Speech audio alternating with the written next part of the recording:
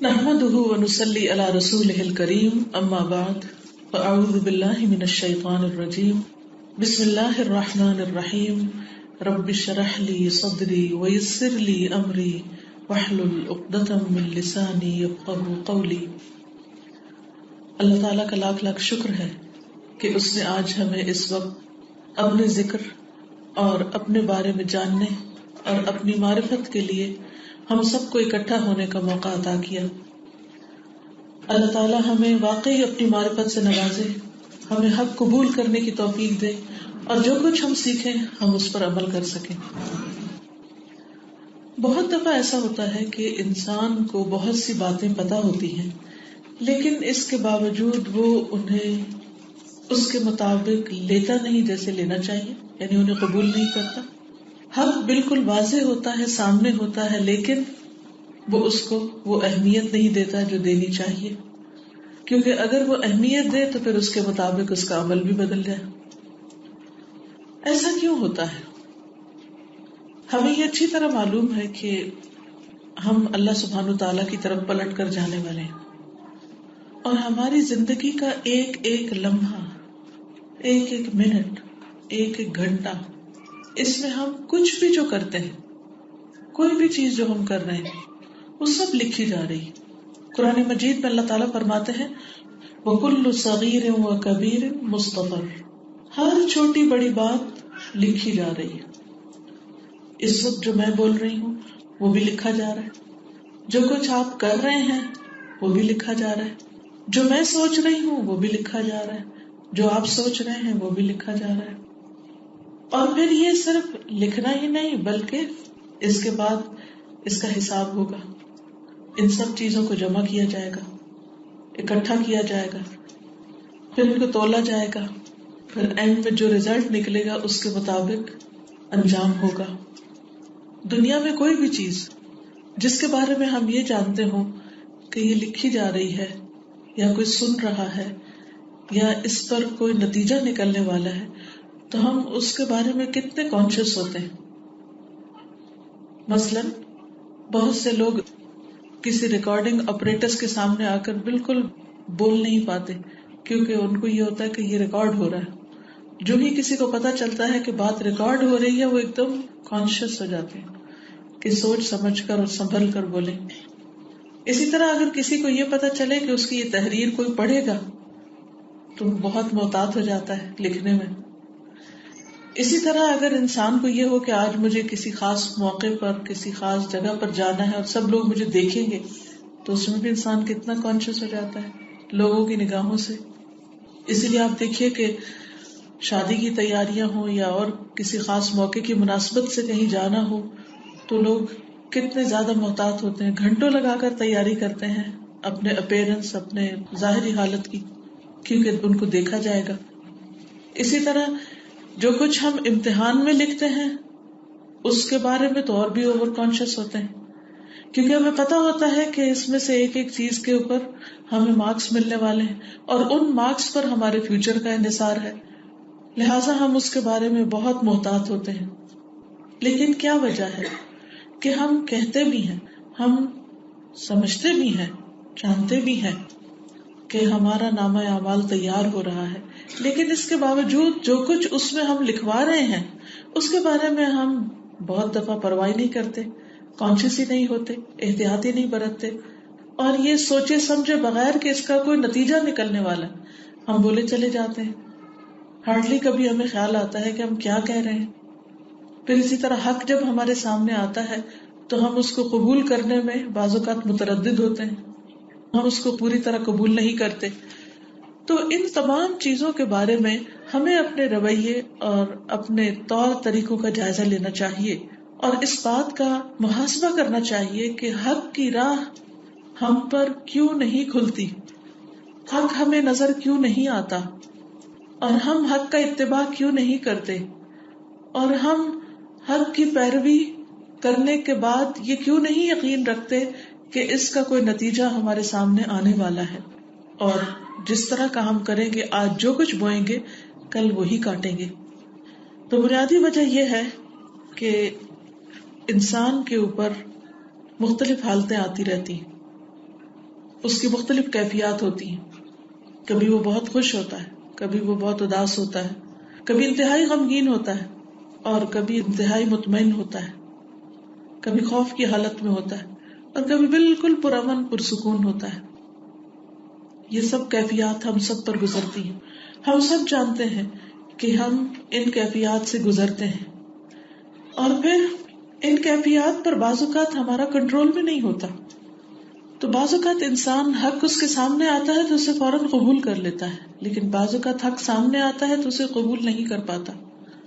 تو کسی بھی انسان پر اللہ سبحانہ وتعالیٰ کی یہ بہت بڑی عنایت ہوتی، بہت بڑی نعمت ہوتی، بہت بڑی رحمت ہوتی ہے کہ وہ اس کو حق کو قبول کرنے کی اور حق کا اتباع کرنے کی توفیق اور صلاحیت دے دے، اور پھر اس پر استقامت اس کو نصیب ہو جائے. کیونکہ آپ دیکھیے کہ زندگی جتنی بھی ہماری گزری ہے، بہت سے سال تو ہمیں یاد بھی نہیں ہوں گے کہ ہم کیا سوچتے تھے، کیا ہماری پرائرٹیز تھی. لیکن اگر شعوری زندگی جب سے ہم قرآن مجید پڑھنے لگے ہیں یا ہم اللہ تعالیٰ کے بارے میں سوچنے لگے ہیں، اس زندگی کے بارے میں بھی آپ دیکھیں کہ ہم کتنی دفعہ اونچ نیچ کے شکار ہوتے ہیں، کتنی دفعہ ہمارے دل کی حالت بدلتی رہتی ہے. تو اس لیے بہت ضروری ہے کہ ہم ہر لمحہ اپنے دل پر نظر رکھیں کہ ہمارے دل کی کیفیت کیا ہے، ہمارے ایمان کی حالت کیا ہے، ہمارے اندر اللہ کی محبت کتنی ہے اور دنیا کی محبت کتنی ہے. اس چیز کو سمجھنے کے لیے آپ کیا کر سکتے ہیں کہ اس مثال سے سمجھ سکتے ہیں کہ دنیا کی محبت اور آخرت کی محبت ایک ترازو کے دو پلڑوں کی طرح. ترازو ہوتا ہے نا جس سے تولتے ہیں، اسکیل. آپ اسکیل کو دیکھیے کہ جب اس میں ایک چیز زیادہ ہوتی ہے تو دوسری چیز کم ہو جاتی. کبھی آپ نے دیکھا ہوگا، یعنی ایک چیز زیادہ ہو تو دوسری کم ہو جاتی. آپ کو یاد ہے بچپن میں ایک کہانی پڑھتے تھے بندر والی، بندر بانٹ جس کو کہتے ہیں. وہ جس طرف زیادہ ہوتا تھا وہاں سے کھا لیتا تھا، پھر دوسری طرف زیادہ ہو جاتا ہے، یہ ہلکا ہو جاتا ہے، پھر ادھر سے، حتیٰ کہ وہ سارا کھا کے اس نے ختم کر دیا. تو اسی طرح آپ دیکھیے کہ اسکیل جو ہوتا ہے اس میں ایک طرف آپ کے اعمال دنیا کی محبت بڑھاتے ہیں اور ایک طرف آخرت کی محبت بڑھاتے ہیں. جب آپ کا اسکیل دنیا کی محبت کا بھاری ہوتا ہے تو لازمی طور پر آخرت کی محبت کا اوپر اٹھ جاتا ہے، وہ ہلکا ہو جاتا ہے، اس میں کمی آتی ہے. اور اسی طرح جس شخص کو آخرت سے محبت ہوتی اور اس کا وزن آخرت والا بڑھتا چلا جاتا ہے تو دنیا سے بے رغبتی، بے نیازی اور دنیا کی محبت میں کمی آ جاتی. ہم سب اپنے اندر کا جائزہ لیں، اپنے دل کا، اپنے سینے کا، اپنی سوچ کا، کہ ہمارے اندر کس چیز کی محبت زیادہ ہے، دنیا کی یا آخرت کی. اچھا، اس کو مزید تھوڑا سا ایلیبوریٹ کیسے کریں گے کہ دنیا میں کیا کیا چیزیں آتی.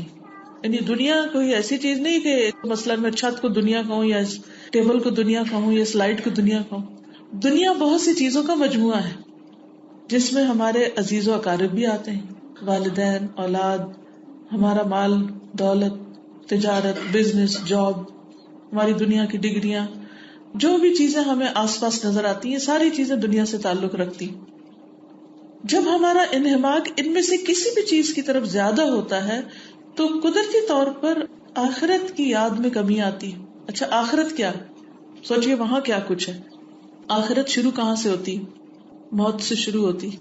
موت کے فرشتے، جان کمی کی کیفیات، پھر اس کے بعد جس طرح جنازے کو تیار کیا جاتا ہے، غسل، کفن، دفن، جنازہ پڑھا جاتا ہے، پھر قبر کے بعد دوبارہ حشر کے دن اٹھنا، پھر حساب کتاب، پل صراط، پھر جنت یا جہنم، پھر جنت کے اندر کی چیزیں، اور پھر ان تمام چیزوں میں اللہ سبحانہ وتعالیٰ کا دیدار. ہم میں سے کتنے لوگ ایسے ہیں کہ جو ہر روز یہ ٹریولنگ کرتے ہوں یہاں سے لے کر وہاں تک اور اس کے بارے میں سوچتے ہوں اور اپنے امیجنیشن میں جنت کے باغوں میں سیر کرتے ہوں.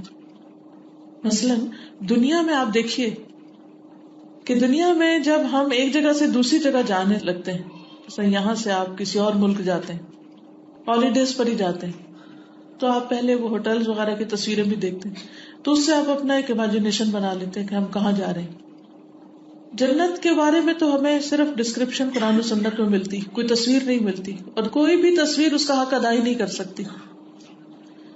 وہ باتیں جو ہم نے پڑھ رکھی ہوں یا وہ جو ہم نے پڑھی نہیں ہے، پتہ ہی نہیں ہمیں، اگر پڑھی نہیں جانی نہیں پھر تو ہم امیجن بھی نہیں کر سکتے کچھ، پھر تو خود بخود اس کے بارے میں کچھ خاص خیال ہی نہیں ہوگا، کوئی اٹیچمنٹ ہی نہیں ہوگی. اور جو ہم نے پڑھ رکھا ہے، جو ہم جانتے ہیں، اس کے مطابق ہم کتنا سوچتے ہیں.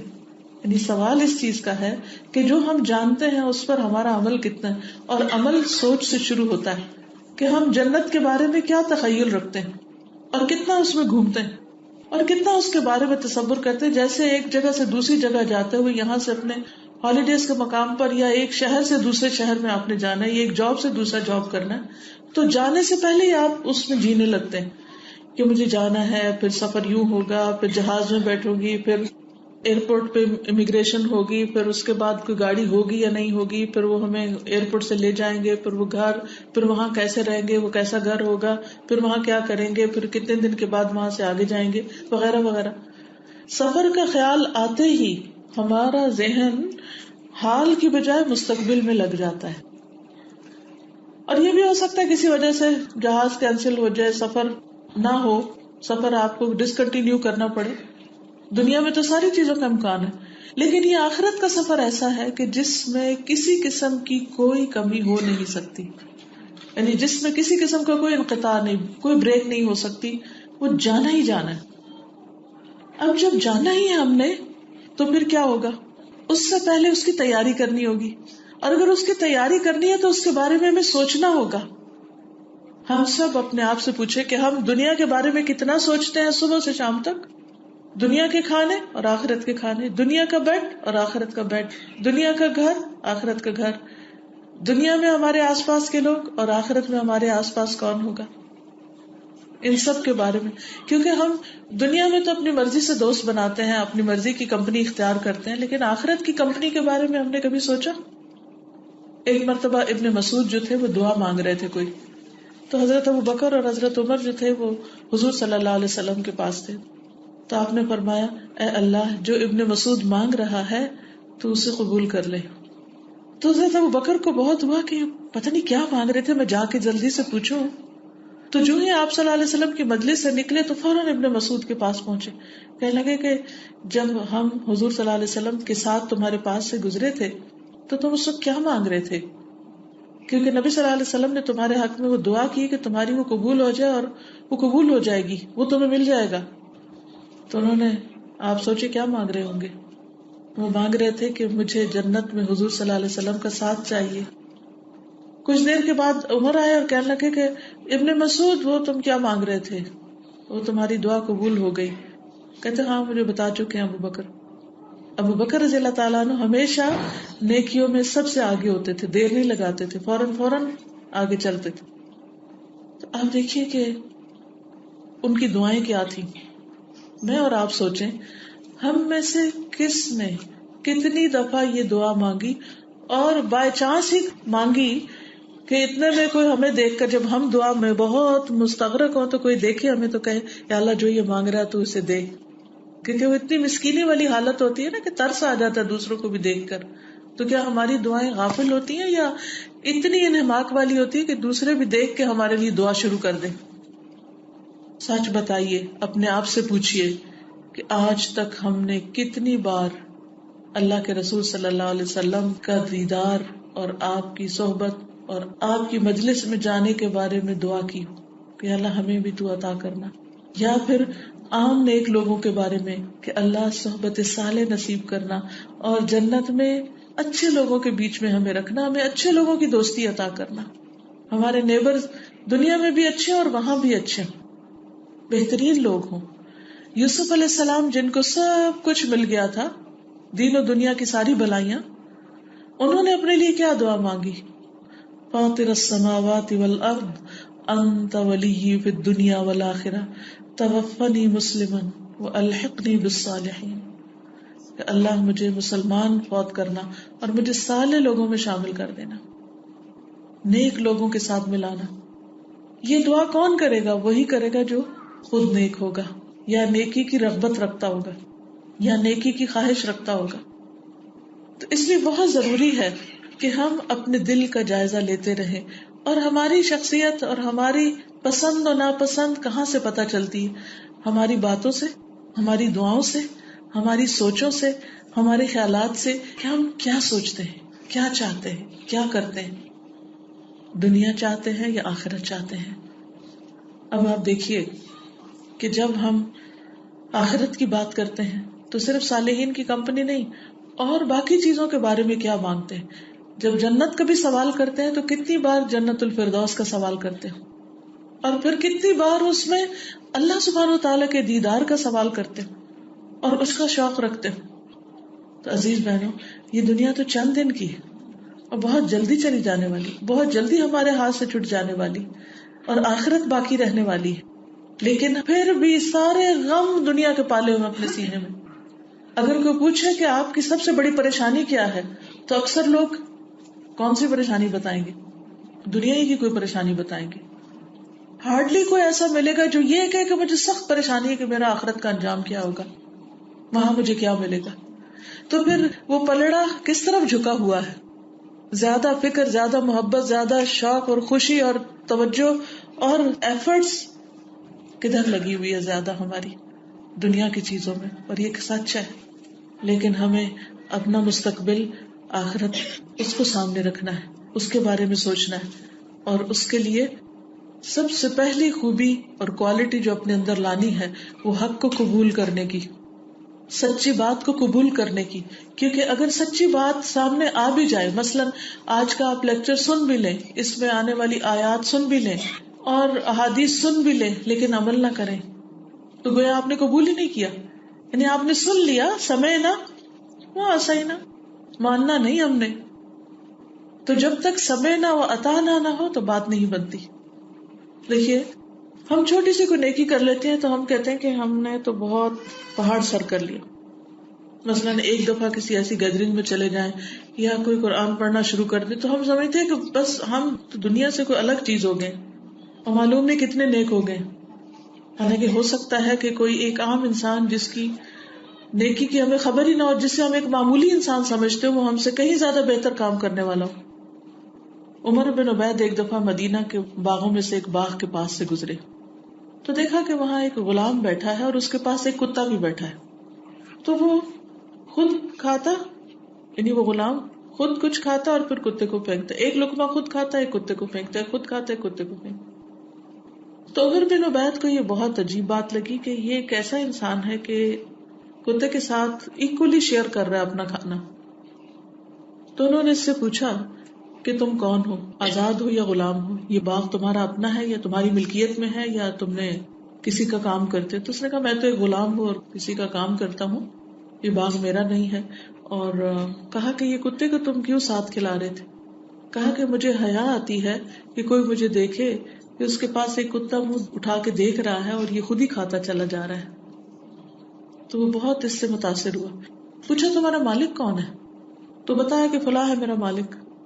تو وہ اس شخص کے پاس گئے اور اس کو باغ کی پوری قیمت دی اور اس کے ساتھ ساتھ اس غلام کی بھی پوری قیمت دی اور کہا کہ یہ غلام آزاد کر دو. تو مالک مان گیا، ان کو قیمت مل گئی. اور کہا باغ بھی بیچ دو، اس کو قیمت مل گئی. اس نے کہا دونوں لے جاؤ. عمر بن عبید واپس آئے اور آ کے اس غلام کو کہتے ہیں کہ یہ باغ بھی تمہارا اور تم بھی آزاد ہو آج سے. تو وہ اسی وقت کہتے ہیں کہ میں یہ باغ مدینہ کے فقراء پر وقف کرتا ہوں، فی سبیل اللہ صدقہ کرتا ہوں. تو انہوں نے کہا کہ یہ کیا، ایسا کیوں؟ کہا جس نے مجھے یہ باغ دیا مجھے اس سے حیا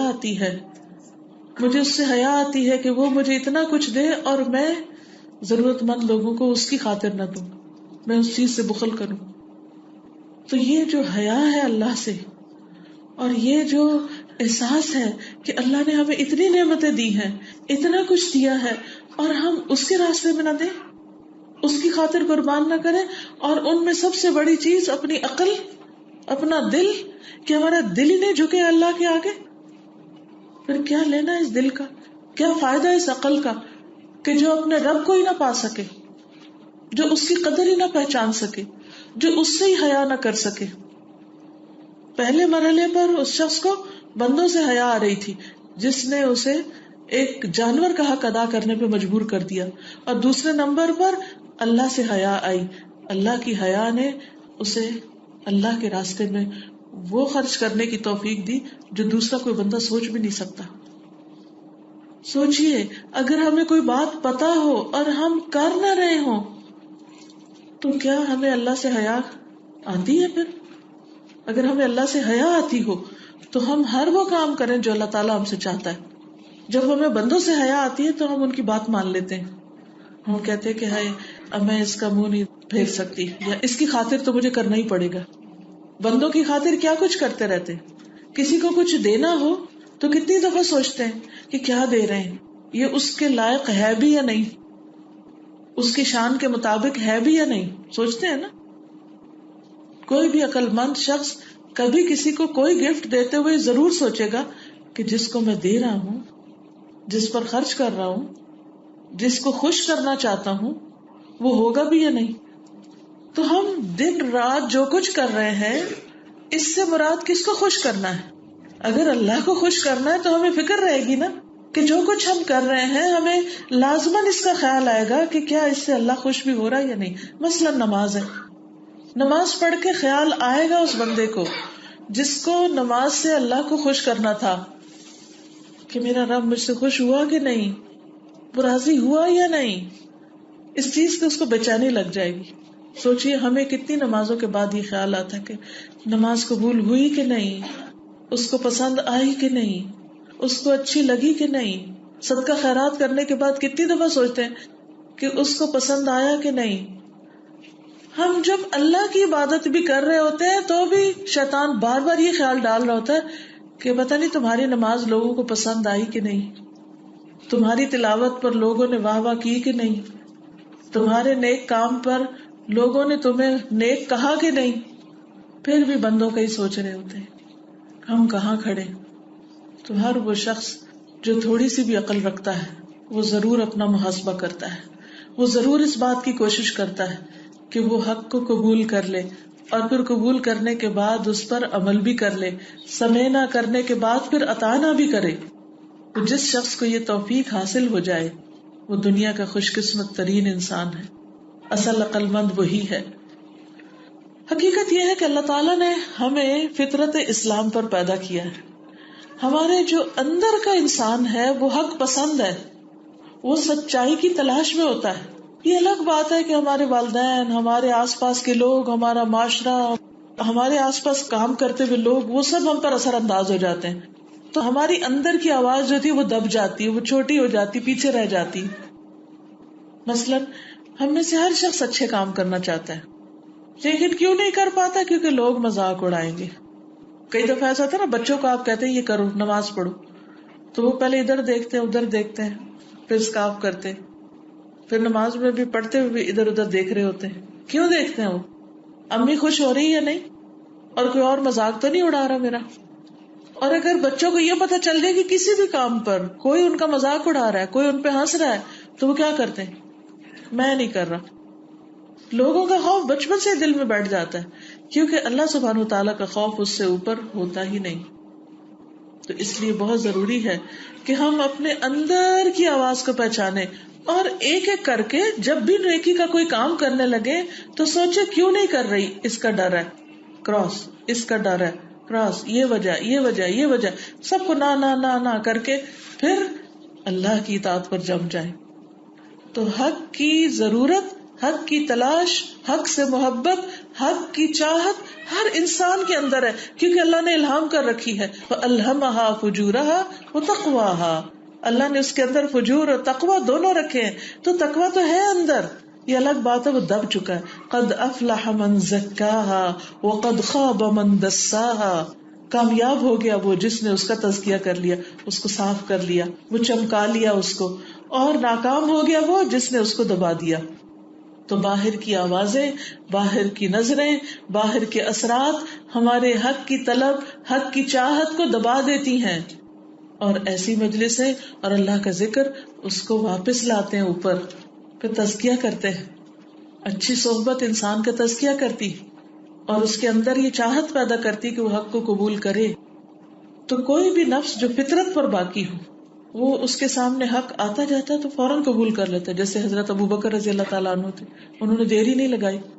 حضرت علی رضی اللہ تعالیٰ عنہ, حالانکہ وہ بچے تھے, کتنے چھوٹے تھے عمر کے, لیکن انہوں نے کہا کہ میں اس حق کو قبول کروں گا, میں آپ کا ساتھ دوں گا. تو بعض لوگ, ضروری نہیں ہوتا کہ عمر میں بہت بڑے ہوں, عمر چھوٹی بھی ہو سکتی ہے, لیکن اصل چیز ہے کہ کیا ہم اپنے اندر کی آواز, ضمیر کی آواز, فطرت کی آواز پر لبیک کہتے ہیں. اچھا, وہ آواز کب سنائی دیتی ہے؟ جب آپ سارے لوگوں سے ہٹ کر الگ بیٹھ کے کسی وقت اپنا جائزہ لے رہے ہوں.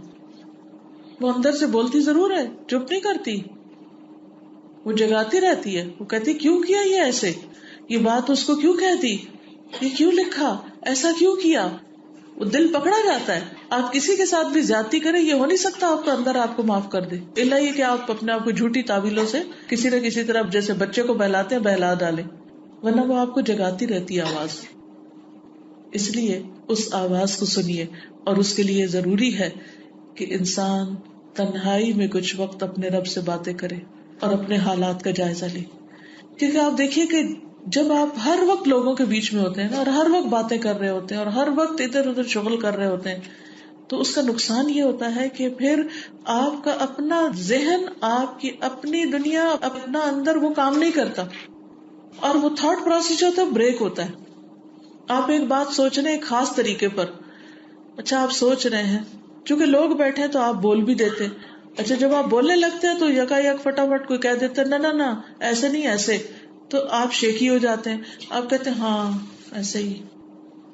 اچھا پہلے تو یہ ہوتا تھا کہ تنہائی کے لیے ہم گھر میں بیٹھ جائیں تو تنہا ہو جائیں, اب گھر میں جتنا کچھ ہے وہ تو میں تنہا ہونے ہی نہیں دیتا. گھر والوں کے علاوہ ٹیلی ویژن, اس میں ہر وقت رنگا رنگ باتیں, تبصرے, اتنے فاسٹ سپیڈ پر, اتنی تیزی کے ساتھ سب کچھ آ رہا ہوتا ہے کہ آپ کی اپنی عقل کو, اپنی سوچ کو, اپنی سمجھ کو کام کرنے کا موقع نہیں ملتا. آپ کو پاگل کیے ہوئے ہوتا ہے. سوچئے اگر آپ اتنے میچور سمجھدار ہو کے اپنے خیالات کی کوئی راہ نہیں بنا پاتے کہ انڈیپینڈنٹ تھنکنگ ہے وہ آپ کی, تو بچوں کا کیا حال ہوگا جو ہر وقت ٹیلی ویژن کے آگے بیٹھے رہتے ہیں, ہر وقت گیمز کے آگے بیٹھے رہتے ہیں. They are not themselves, they are influenced by other people. دوسروں کی تھنکنگ, دوسروں کی چاہت, دوسروں کی پسند ناپسند, اس سے متاثر ہوئے میں, لہٰذا وہ جو فطرت ہے وہ کچلی جا رہی ہے.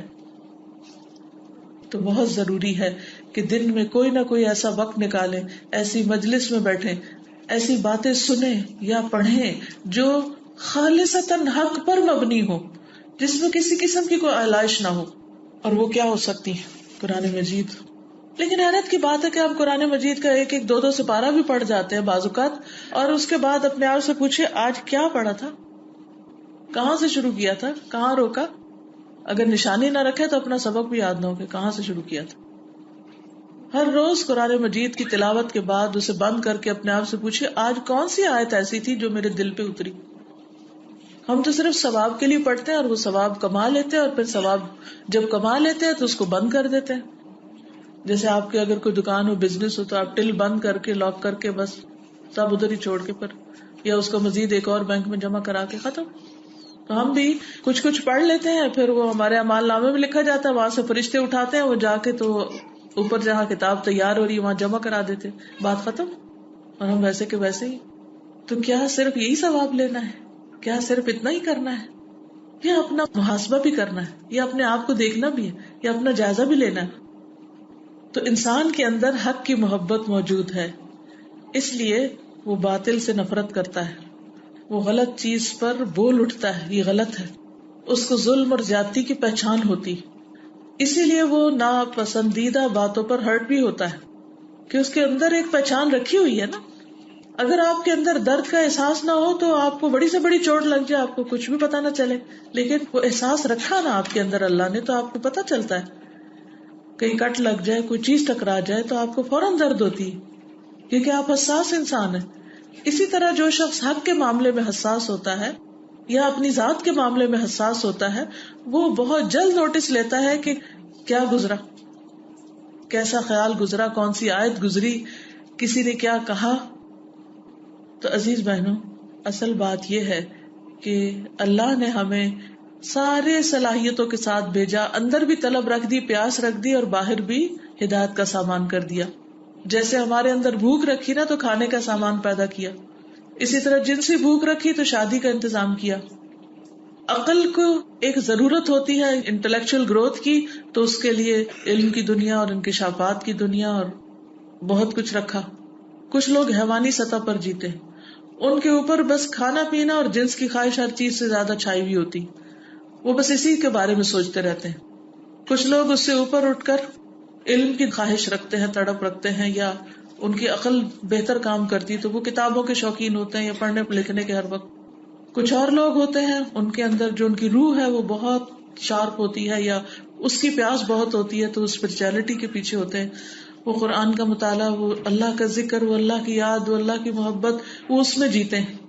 تو ہر طرح کے لوگ ہوتے ہیں، کسی کی ایک چیز بہت بڑی اور کسی کی دوسری. ہم سب کو اس طرح بھی جائزہ لینا چاہیے کہ ہماری سب سے بڑی طلب کیا ہے، ہماری سب سے زیادہ پیاس کیا ہے. اور اللہ نے ہمیں پیاسا ایسے نہیں چھوڑ دیا صحرا میں، ہر چیز کی جو طلب اور ضرورت ہمارے اندر پیدا کی، اس ضرورت کا سامان باہر بھی رکھا. اگر ہمارے اندر حق کی طلب اور پیاس رکھی تو حق رکھا بھی باہر. ایسا نہیں کہ حق دیا نہیں، لیکن بہت سے لوگ حق کی طرف رجوع ہی نہیں کرتے. وہ سمجھتے ہیں جو لوگ کر رہے ہیں وہ حق ہے. ویسے ہم سب کے اندر دین کی طلب رکھی، لیکن بہت سے لوگ دین کی طرف نہیں جاتے کیونکہ وہ اصل دین کو نہیں پہچانتے. وہ لوگوں کی زندگیوں میں دیکھتے ہیں کہ دین کتنا ہے، جو دین کی باتیں کرتے ہیں وہ خود کیا کرتے ہیں. پھر جب وہ ان کو وہاں نظر نہیں آتا تو کہتے ہیں یہ دین مجھے نہیں چاہیے. بھئی یہ دین نہیں ہے، دین تو اللہ کی کتاب میں ہے، اس کو پڑھو ڈائریکٹ، ون آن ون سمجھو اس کو. لیکن بہت سے لوگ اس سے نہیں سمجھتے. وہ کہتے نہیں یہ تو کسی علامہ کا کام ہے کہ اس کو سمجھے، یہ تو کوئی عالم صاحب ہمیں سمجھائیں گے تو سمجھ آئے گی. حالانکہ اللہ سبحانہ وتعالیٰ بار بار فرماتے ہیں وَلَقَدْ يَسَّرْنَا الْقُرْآنَ لِلذِّكْرِ فَهَلْ مِن مُدَّكِرٍ، ہم نے ذکر کے لیے، نصیحت کے لیے قرآن کو آسان کر دیا ہے کوئی جو اس سے نصیحت لے؟ ٹھیک ہے قرآن کا ایک حصہ اس میں احکام موجود ہیں، اس میں فقہی احکام، اس کی کچھ تفصیلات سنت سے، اور پھر مزید جو علماء نے جس طرح ان کو سمجھا وہ پورشن بھی ہے، لیکن وہ بہت تھوڑا ہے. زیادہ تر تو تذکرہ اور نصیحت کا حصہ ہے. اب مثلاً اگر اللہ سبحانہ وتعالیٰ قرآن مجید میں یا ایھا الناس کہہ کے پکارتے ہیں اے لوگو، اور آپ کہتے ہیں نہیں میں عالم نہیں ہوں، کیا مطلب آپ کا؟ اللہ ہر انسان کو پکار رہا ہے. مثلاً سورۃ البقرہ کے شروع میں ہی آتا ہے یا ایھا الناس اعبدوا ربکم الذی خلقکم، اے لوگو اپنے رب کی عبادت کرو جس نے تم کو پیدا کیا. کیا یہ سمجھ نہیں آتی بات؟ کوئی سمجھ نہیں آئی کیا کہا اللہ تعالیٰ نے کہ اللہ نے تم کو پیدا کیا؟ نہیں سمجھ؟ ہاں اسی نے کیا، خود سے تھوڑی بنے. تو جس نے پیدا کیا، جس نے سب کچھ دیا، اس کی عبادت کرنی چاہیے. والذین من قبلکم، اور ان کو بھی پیدا کیا جو تم سے پہلے تھے، ہمارے باپ دادا سب. سمجھ آتی؟ بالکل آتی. پھر آپ آگے چلتے جائیں، آپ ذرا قرآن مجید اٹھا کر تو دیکھیں اور اس کو پڑھ کے تو دیکھیں. صرف سمپل اس کا ٹرانسلیشن ہی پڑھتے جائیں گے، 90% باتیں ایسی ہی سمجھ آتی جائیں گی. ٹھیک ہے کوئی مقام ہوگا کہ جس میں وضاحت کی ضرورت ہوگی، اور الحمدللہ آج کے دور میں اتنے وسائل موجود ہیں، اتنی چیزیں ہیں، آپ تلاش تو کریں، آپ کو حق سمجھ آئے گا. اور جب حق سمجھ آئے گا تو ہی روح کی پیاس بجھے گی. اور اگر آپ نے وہ دوسروں کے حوالے کر دیا کہ دوسرے ہمارے لیے حق کو سمجھ کے ہمیں دے دیں، تو وہ تو اپنے لیے سمجھیں گے. تو اس لیے بہت ضروری ہے کہ اگر ہم چاہتے ہیں کہ ہم واقعی آخرت سے محبت کرنے والے ہوں، کیونکہ والآخرۃ خیر وابقیٰ، آخرت بہتر بھی ہے اور زیادہ باقی رہنے والی ہے، تو بہت ضروری ہے کہ پھر ہم حق کی طرف رجوع کریں، اس حق کے مطابق اپنی زندگی کو گزاریں. قرآن مجید میں اللہ تعالیٰ فرماتے ہیں بل اکثرهم لا يعلمون الحق فهم معرضون، بلکہ ان کی اکثریت، لوگوں کی میجورٹی حق کو جانتی نہیں، اس لیے وہ حق سے منہ موڑے ہوئے ہیں. پتہ ہی نہیں یہ حق ہے. مثلا بعض اوقات آپ کسی کو نہیں پہچانتے، حالانکہ ہو سکتا ہے کہ آپ زندگی میں اس کی ملاقات کی بہت خواہش رکھتے ہو، وہ آپ کے سامنے بھی کھڑا ہو، چونکہ آپ پہچانتے نہیں تو کیا ہوگا؟ آپ اس کی طرف متوجہ بھی نہیں ہوں گے.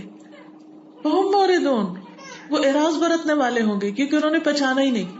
کئی دفعہ ایسے ہوتا ہے نا کہ آپ کسی شادی میں کسی گیدرنگ میں جاتے ہیں اور آپ ہر ایک سے سلام لے رہے ہوتے ہیں لیکن ان سے زیادہ اچھی طرح لیتے ہیں جن کو آپ پہچانتے ہیں. ہوتا ہے ایسے. اور جس کو آپ چاہتے ہو اس سے تو اور بھی زیادہ اچھی طرح لیتے ہیں. قدرتی بات ہے، سب کے ساتھ ہے یہ. کیونکہ جس کو ہم جانتے ہیں اس کے ساتھ ہم فری ہو جاتے ہیں، اور جس کو ہم جانتے نہیں اس کے ساتھ ہم فری نہیں ہوتے. ہمیں ڈر لگتا ہے پتہ نہیں مائنڈ نہ کر جائے، تو یہ اپنی لمٹ میں ہی رہتے ہیں. یا جس سے ہماری چاہت ہوتی ہے، تمہیں پتا ہوتا ہے کہ یہ ہماری چاہت کو سمجھتا ہے تو وہ اسے ایکسپٹ کرے گا، وہ مائنڈ نہیں کرے گا.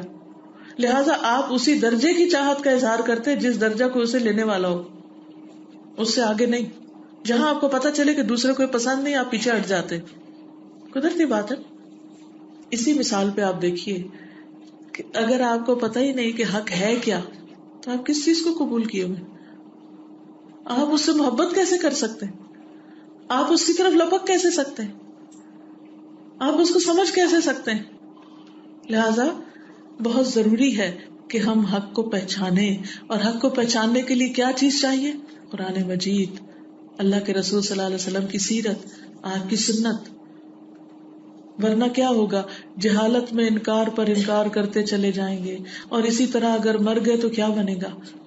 کیونکہ اللہ سبحانہ وتعالیٰ کوئی بہانہ نہیں سنیں گے. وہ تو فرمائیں گے کہ میں نے تو تمہیں بار بار پکارا تھا اس قرآن میں، کس چیز نے تجھے روکا کہ تو اس کو نہ پڑھے، نہ اس کو سنے، نہ اس کو سمجھے، نہ اس کے مطابق زندگی بسر کرے.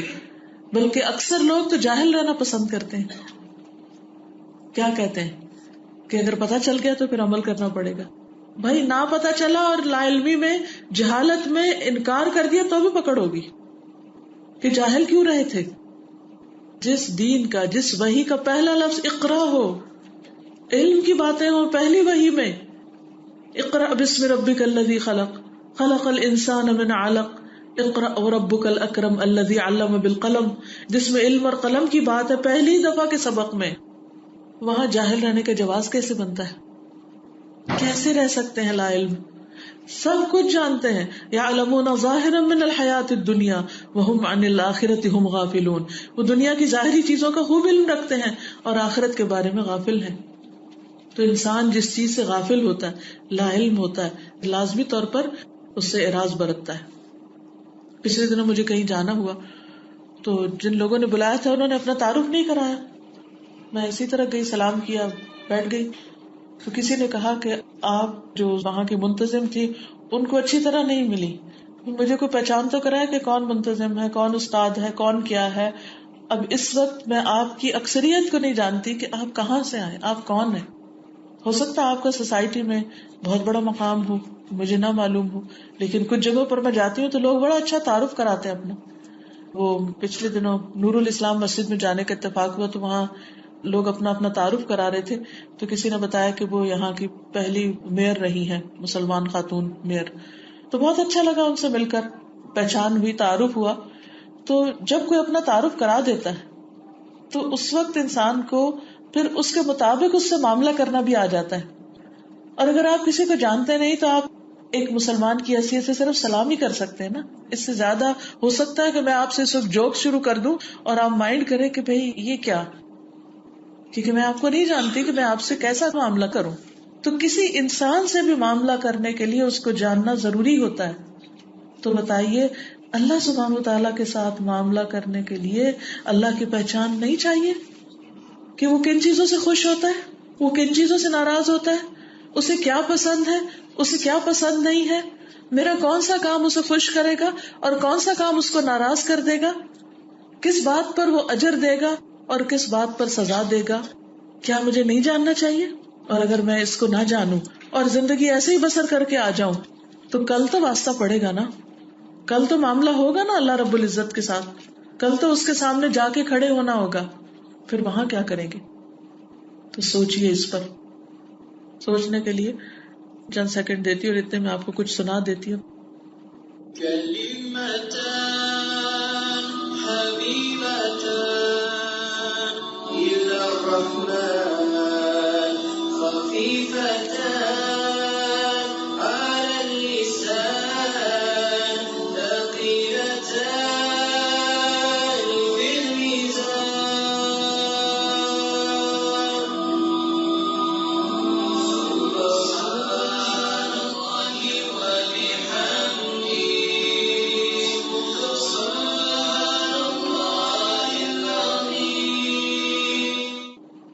ایک حدیث کو انہوں نے اس انداز میں پڑھا ہے، جس کو یہ حدیث پتہ ہوگی وہ ان کلمات کا اہتمام ضرور کرے گا، اور جس کو علم ہی نہیں وہ صرف خاموش فکر مند ہو کے وقت گزار دے گا.